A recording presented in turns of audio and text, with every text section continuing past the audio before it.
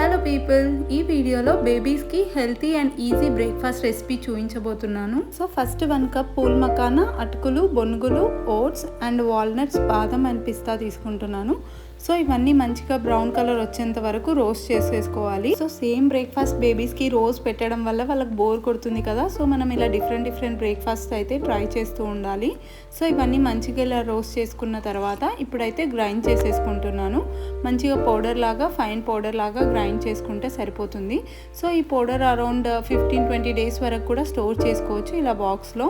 So ఇంకా చేయాలనుకున్నప్పుడు ఇలా 2 టేబుల్ స్పూన్స్ ఆఫ్ పౌడర్ వేసుకొని దాంట్లోనే వాటర్ యాడ్ చేసుకొని మంచిగా బాయిల్ చేసుకుంటున్నాను.